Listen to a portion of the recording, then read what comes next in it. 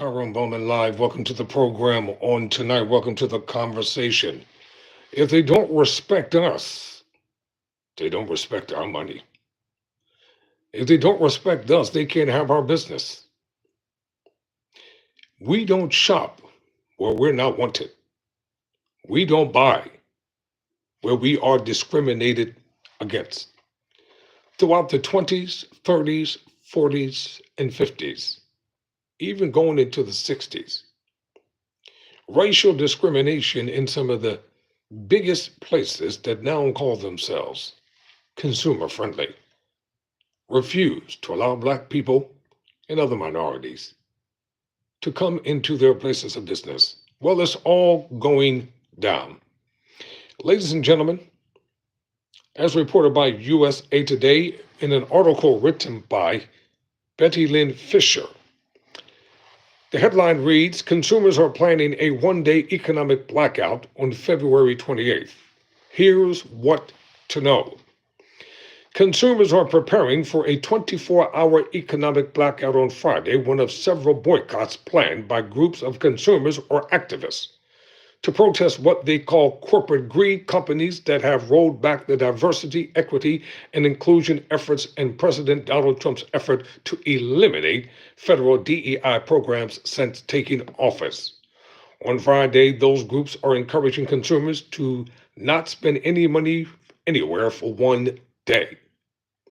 If they have spend, they're encouraged to buy, or if they have to spend, they're encouraged to buy from a local business. Where there is unity, there is power. Where there is unity, there is strength. So the question is, why do organizers seek a spending buyout or boycott? The organizer of the boycott goes by the one called Jai on Instagram, but his real name is John Swartz. He told USA Today he started the bold idea because the time was right and people are frustrated with what he calls corporate greed and other frustrations. The one-day action has since been expanded by the People's Union, the organization Swartz started. It includes boycotts of various companies and retailers during different time periods, including Amazon, March the 7th through the March the 14th, Nestle, March 21st to March 28th, Walmart, April 14th to April 17th, and a second broader one-day economic blackout on April 18th. Do boycotts work? Yes, boycotts worked. It worked down in Montgomeryville, Alabama, when the entire bus system was shut down for 1 year when Black people refused to spend their money and then told to get to the back of the bus.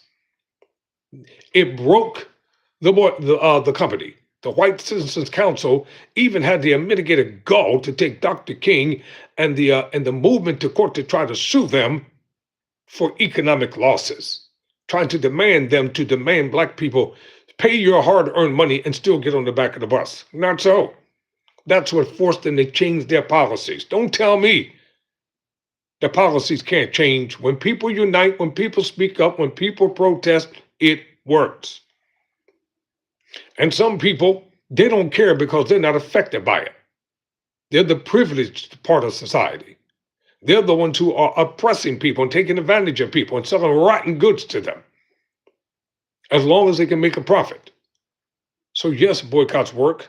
Conservative activists have successfully rallied in recent years to force retailers and companies to rein in the diversity, equity, and inclusion efforts by staging boycotts to hurt sales. So if the MAGA bigoted Republicans can boycott businesses to demand them not to hire Black people, why can't we unify together and stand up against the conglomerates of this day and age, against the greedy, money-grabbing, selfish billionaires who only give a damn about profit and could care less about people? They only care about their shareholders and themselves. Professors have told USA Today that boycotts can be successful in shaming a company into reversing decisions or taking action, but they don't always work. There needs to be clear actions outlined by, they say, but consumers do like being able to take action against somebody they feel strongly about. Of course you should. Don't spend your money where you're not welcome. Don't spend your money where you're discriminated against. Don't spend your money where they mistreat you. Don't spend your money where they tell you that you are the reason why white people are being discriminated. What the heck is reverse racism? White folk have never been discriminated against in this country. Never. Friday's boycott is one of several. A national boycott of Target started February 1st to coincide with Black History Month. It was lauded by civil rights activists in Minneapolis, upset that Target rolled back its DEI programs. It was led by the Reverend Al Sharpton, the founder and president of the Action Network. I'm not going to allow them to minimize and don't mention his name in this article. He led the boycott. Another boycott that lasts through the end of the year was outlined on Instagram by comedian and actress Leslie Jones. It encourages consumers to buy directly from Black-owned businesses and outlines planned protests in certain months against Amazon, Target, and Walmart. The faith community also plans a 40-day fast or a boycott of Target because of its retreat from DEI initiatives. Starting March 15th, a website, targetfast.org, has been created with more information. Why don't we just build our own businesses? Pool your resources together. Stop begging white folk to make you equal with them. You're already equal. You were born equal. You were born with a mind. You were born with a self-will. You were born with the ability to think for yourself. The Latino community has also been active on social media using the hashtag Latino Freeze, encouraging supporters to hold your money amid freezes on DEI initiatives, reduce funding for the National Institutes of Health, and actions on immigration. Well, you should have voted for Kamala Harris. That's who y'all should have voted for. Yeah, I'm talking to the Latino community. Yeah, I'm talking to y'all, straight up. But you all, the majority of y'all, you didn't want to vote for her because she was Black. You all didn't want to vote for her because you bought into the ideology of what the Trumpsters were spewing. The movement encourages Latino Americans. So consumers are boycotting major retailers. So the movement encourages Latino Americans to shop only for essentials and to be thoughtful about where to buy, with a focus on supporting, quote, Latino American, Black American, and allied American businesses that are supportive of this movement, close quote. The Reverend Al Sharpton and the National Action Network have also held a few boycotts to bring supporters to Costco to spend money in support of the company's board of directors, which voted down an effort to drop DEI initiatives. The National Action Network also said in a news release that it would lead a, quote, a strategic boycott in the next 90 days of two companies that have dropped their DEI commitment amid public pressure, close quote. No details have been released. You ever heard of Operation Breadbasket? Let me tell you, it was founded by, who's now up in age now, the Reverend Jesse L. Lewis Jackson. Operation Breadbasket was organized to force people like Bond Bread, Wonder Bread, and all those baking conglomerates of the day to hire Black people.